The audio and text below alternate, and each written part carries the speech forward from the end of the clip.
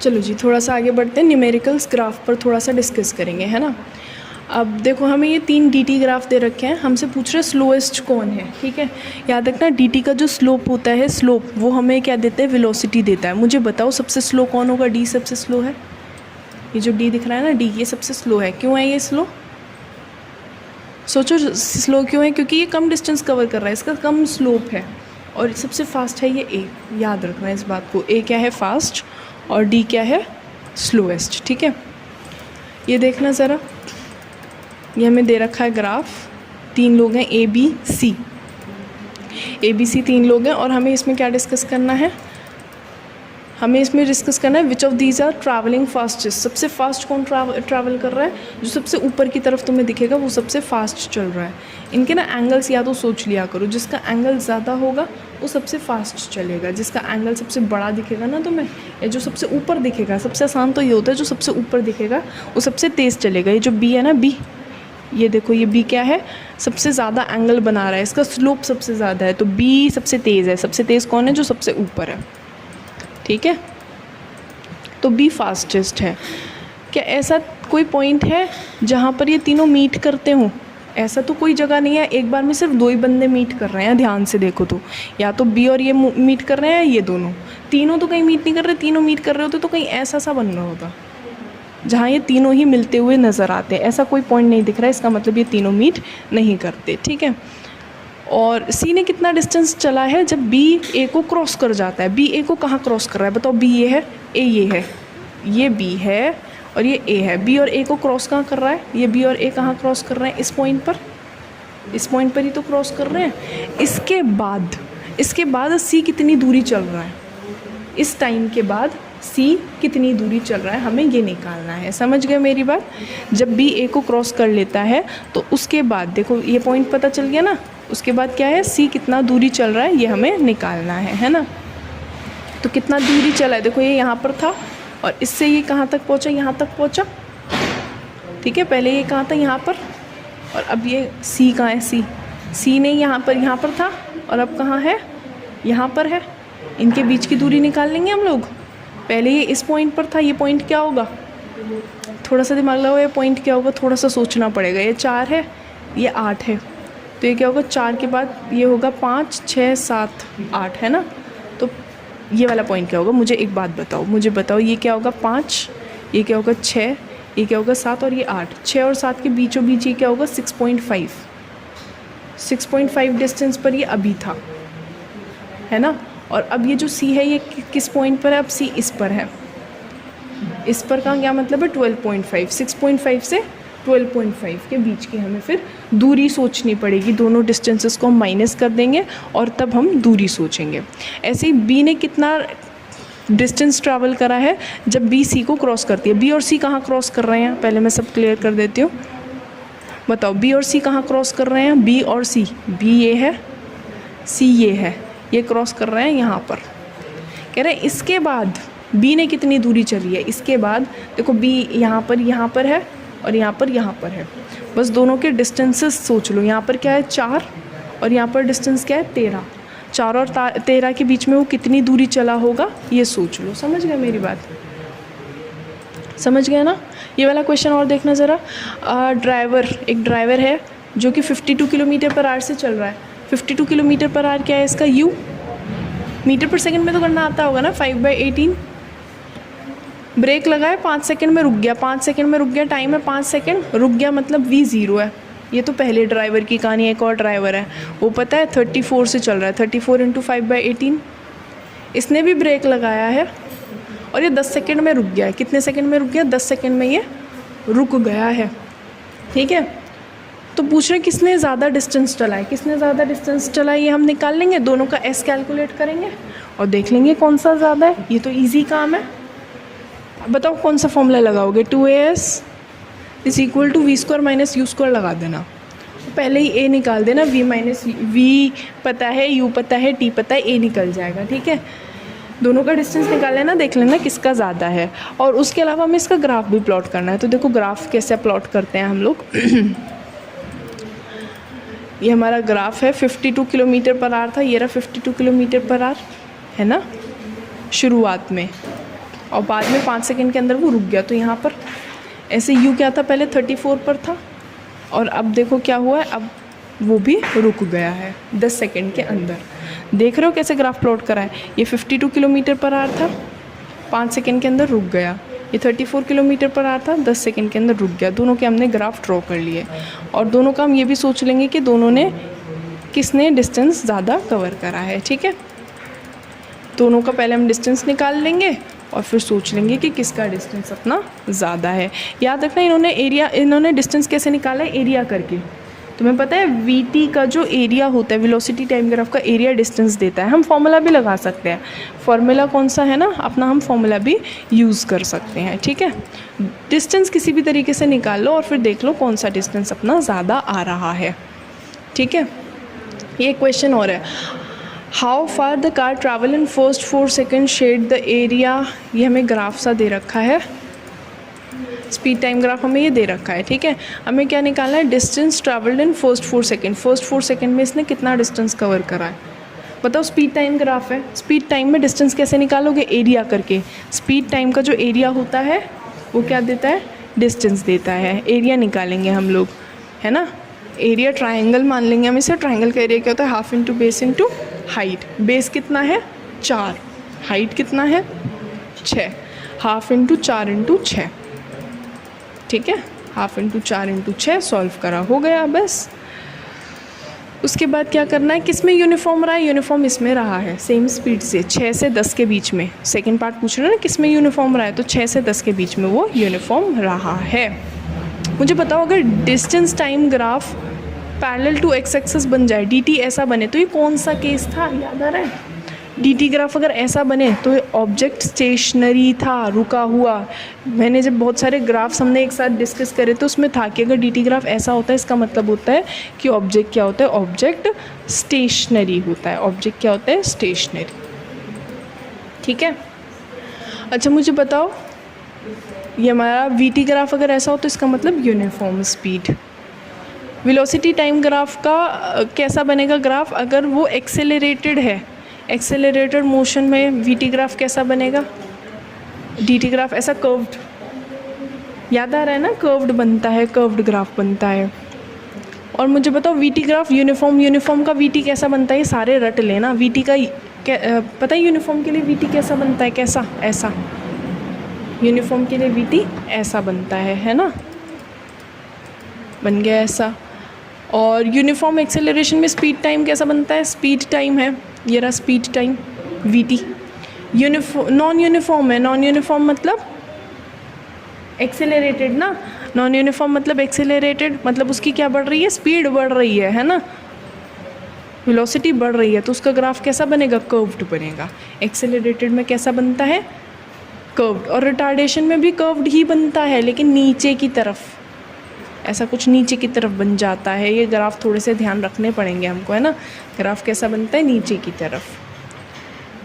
अगर speed alternatively change करती रहे तो देखो ऐसा ग्राफ बनेगा, कभी बढ़ रही है, कभी कम हो रही है, फिर बढ़ रही है, फिर कम हो रही है, ऐसा इसका ग्राफ बन जाएगा।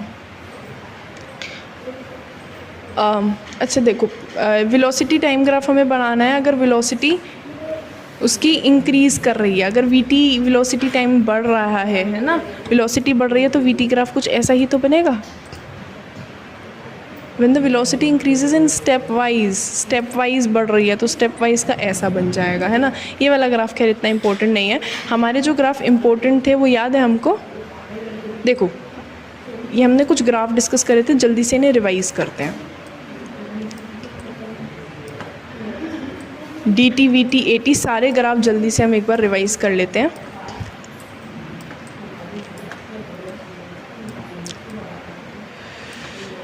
देखो ये है, एक एक केस और सब में ऐड कर देते हैं, है ना। अब हमारे टोटल 15 ग्राफ हो गए जो हम क्लियर करेंगे। पहला तो जब ऑब्जेक्ट रेस्ट पर है, दूसरा जब ऑब्जेक्ट कांस्टेंट स्पीड से चल रहा है, दूसरा जब उसकी वेलोसिटी बढ़ रही है, स्पीड बढ़ा रहा है, तीसरा जब उसकी वेलोसिटी घट रही है, रिटार्ड कर रहा है, ये एक्सेलरेट कर रहा है, ये रिटार्ड कर रहा है, और ये एक्सेलरेट कर रहा हो, ये रिटार्ड कर रहा हो, लेकिन नॉन यूनिफॉर्म है, नॉन यूनिफॉर्म एक्सेलरेशन है।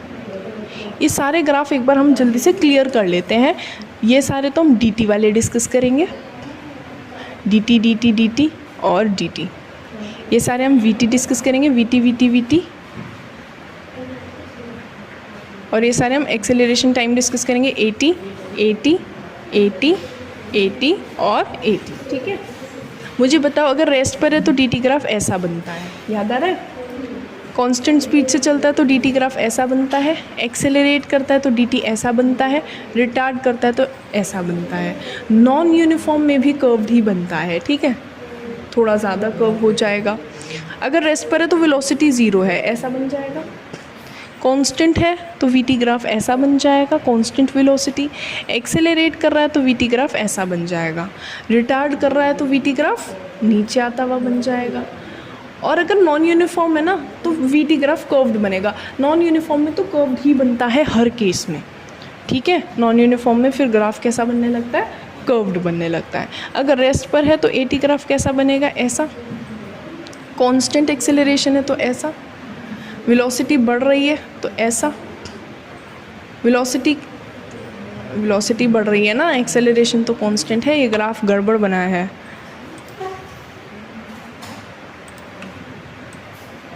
एक्सेलरेशन कांस्टेंट है तो एटी ग्राफ ऐसा बनेगा। अरे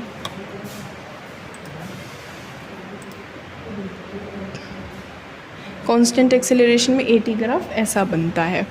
और अगर एक्सेलरेशन नेगेटिव है तो यही ग्राफ नीचे की तरफ ऐसा बनेगा। ग्राफ तो हमें थोड़ा सा पहचानना ही पड़ेगा। जब अगर नेगेटिव एक्सेलरेशन है तो एटी ग्राफ ऐसा नीचे की तरफ। और अगर नॉन यूनिफॉर्म एक्सेलरेशन है ना तो इसका मतलब या तो एक्सेलरेशन या बढ़ रही है या कम हो रही है ना।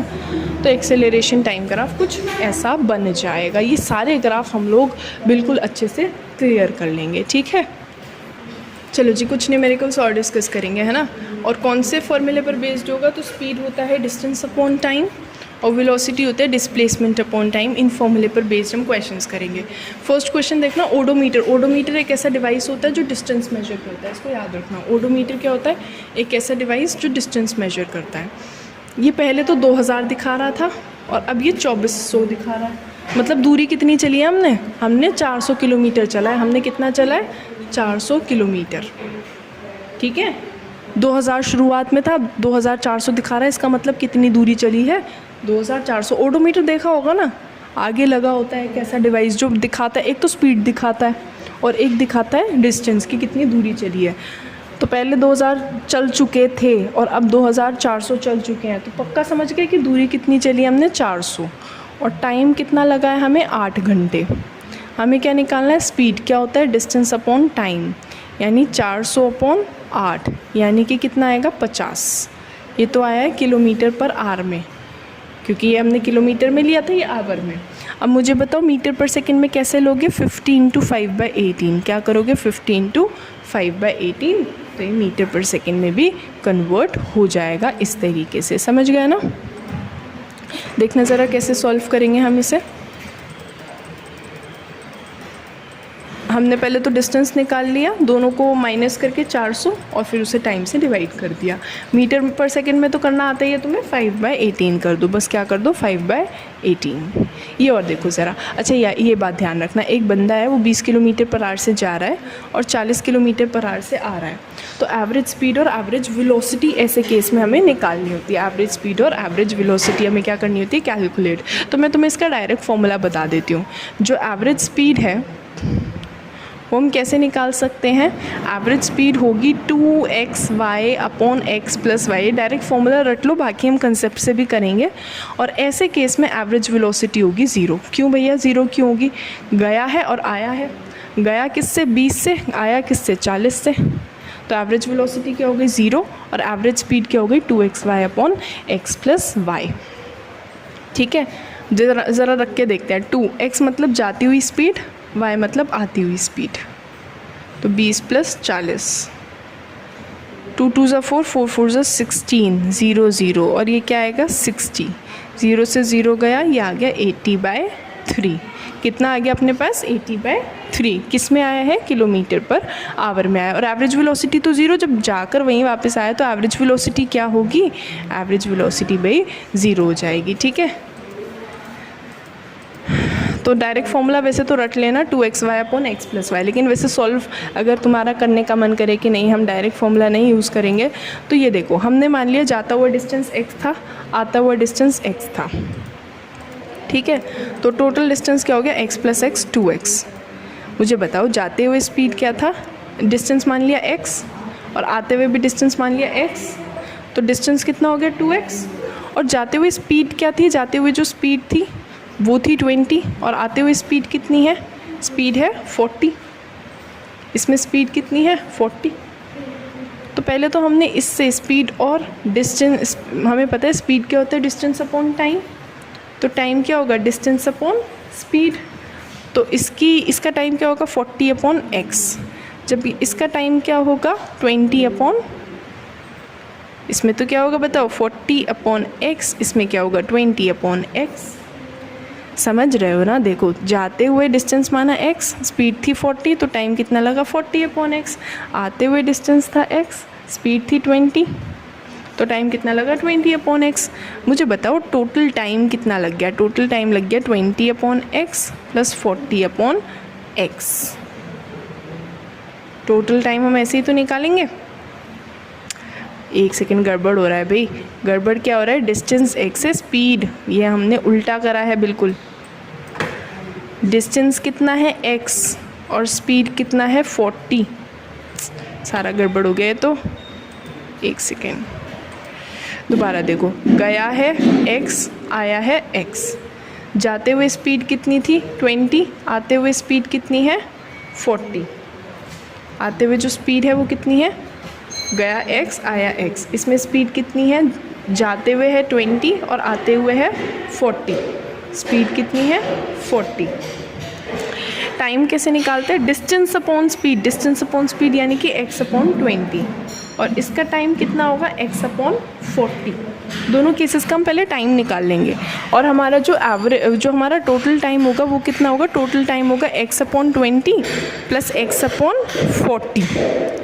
एलसीएम लेंगे, एलसीएम आएगा 40 का, तो ये आएगा 2 प्लस 2x प्लस 1x यानी कि 3x बाई 40। ये तो क्या आ गया, ये टोटल टाइम आ गया। टोटल टाइम पता है, टोटल डिस्टेंस पता है, तो हम स्पीड निकाल लेंगे, है ना। स्पीड क्या होता है डिस्टेंस अपॉन टाइम, डिस्टेंस कितना है 2x और टोटल टाइम कितना लग गया है 3x अपॉन 40। x से x चला जाएगा, ये ऊपर पहुंच जाएगा 2 इंटू 40 बाई 3 यानी 80/3। ठीक है, ये थोड़ा सा लंबा मेथड नहीं बैठ गया। हमारा डायरेक्ट फॉर्मूला है 2xy upon x plus Y, जाते हुए कितना है 20, आते हुए कितना है 40 और अपॉन 20 प्लस 40, इससे भी सेम ही आंसर बैठेगा। और एवरेज वेलोसिटी 0 बैठेगी। एवरेज वेलोसिटी क्या बैठेगी 0। ज़रा देखना कैसे सॉल्व करा है हमने इसको।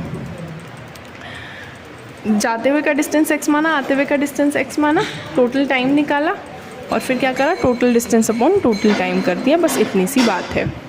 ठीक है, अब ये क्वेश्चन और देखो। जोसेफ है, जोसेफ क्या जा रहा है, पहले तो 300 जा रहा है मीटर 2 मिनट 50 सेकेंड में और फिर 100 मीटर वापस आ रहा है, 100 मीटर वापस आ रहा है कितने में, 1 मिनट में। ठीक है, हमें क्या निकालना है, हमें स्पीड और वेलोसिटी निकालनी है। स्पीड क्या होता है डिस्टेंस अपॉन टाइम, वेलोसिटी क्या होता है डिस्प्लेसमेंट अपॉन टाइम। ठीक है, चलो जी, पहले तो हम टाइम निकाल लेते। टाइम तो टोटल हम निकाल लेंगे, है ना। मुझे एक बात बताओ, ए से बी तक डिस्टेंस कितना है 300, बी से सी तक कितना है 100, ये दे रखा है क्वेश्चन में। ठीक है, तो हमारा ये ए से बी तक 300 दे रखा है, बी से सी तक। अब मुझे बताओ, पहले ए से बी गए फिर बी से सी गए। सिर्फ अगर मैं ए टू बी बात करूँ, सिर्फ ए टू बी अगर मैं बात करूँगी तो मेरा डिस्टेंस क्या होगा, ए टू बी डिस्टेंस कितना है 300, ए से बी तक डिस्टेंस कितना है 300 और डिस्प्लेसमेंट कितना है, डिस्प्लेसमेंट डायरेक्शन थोड़ी चेंज करिए, डिस्प्लेसमेंट भी 300। अगर मैं ए टू बी बात कर रही हूँ तो डिस्टेंस भी 300 और डिस्प्लेसमेंट भी 300। जाते हुए जो टाइम है, टाइम कितना लगा है ए टू बी टाइम कितना दे रखा है 2 मिनट 50 सेकेंड, जिसको हमने प्लस करके सॉल्व करके निकाला है 170 और इसमें भी टाइम कितना है 170। इस बार हमारी स्पीड और वेलोसिटी इक्वल आएगी। जब डायरेक्शन चेंज नहीं करता ना तो स्पीड और वेलोसिटी इक्वल आती है। ठीक है, लेकिन अगर मैं ए से बी और फिर बी से सी तक की बात करूं, उस केस में जो मेरा डिस्टेंस होगा ना, डिस्टेंस वो कितना हो जाएगा, 300 गया है और 100 आया है, तो कितना दूरी हो गया 400। और टोटल टाइम कितना लगा, देखो यहाँ से यहाँ तक तो लगा था उसको 170, और फिर यहाँ से लेकर यहाँ तक 60 सेकंड और लग गए। तो 170 + 60 यानी कि 170 + 60 यानी कि 230 सेकंड। ठीक है। और मुझे एक बात बताओ, ए से बी गया, बी से सी गया, तो डिस्प्लेसमेंट क्या होगा? डिस्प्लेसमेंट तो ये चीज़ है ना, शॉर्टेस्ट। यहाँ से यहाँ गया, यहाँ से यहाँ गया, तो डिस्प्लेसमेंट तो यहाँ से यहाँ तक है। तो डिस्प्लेसमेंट कैसे निकालोगे? जो डिस्प्लेसमेंट होगा पता है कितना होगा? ए से लेकर सी तक। तो डिस्प्लेसमेंट ए से लेकर सी तक कितनी दूरी होगी बताओ? ये 300 है, ये 100 है, तो ये कितना बचेगा? 200। ये कितना बचेगा? 200। और टाइम कितना लग रहा है? टाइम तो वही लग रहा है 230 सेकेंड। इससे हम क्या निकाल लेंगे? स्पीड और वेलोसिटी। इस बार स्पीड और वेलोसिटी अलग अलग आएंगे। क्यों? क्योंकि डायरेक्शन चेंज हुई है ना। स्पीड ज़्यादा आएगी और वेलोसिटी कम आएगी। वो 300 गया और 100 वापस आया, तो डिस्टेंस तो 400 है, लेकिन डिस्प्लेसमेंट कितना है? 200 है। ये बात ध्यान रखेंगे हम लोग। इस हिसाब से हमें निकालना है। ज़रा देखते हैं कैसे सॉल्व हुआ है। पहले ए टू बी तक की बात करिए। ए टू बी तो दोनों इक्वल आएंगे, 300/170, है ना। लेकिन जब हम इस तरीके से क्या निकालेंगे, पहले तो हमने डिस्टेंस निकाला, ए से सी तक का डिस्टेंस अलग है, डिस्प्लेसमेंट अलग है, तो इसलिए स्पीड और वेलोसिटी क्या आएंगी? स्पीड और वेलोसिटी डिफरेंट आएंगी। कहाँ से लेकर कहाँ तक की अगर हम बात करें? ए से लेकर सी तक की। पहले ए से बी गए और फिर बी से सी आए, ठीक है ना।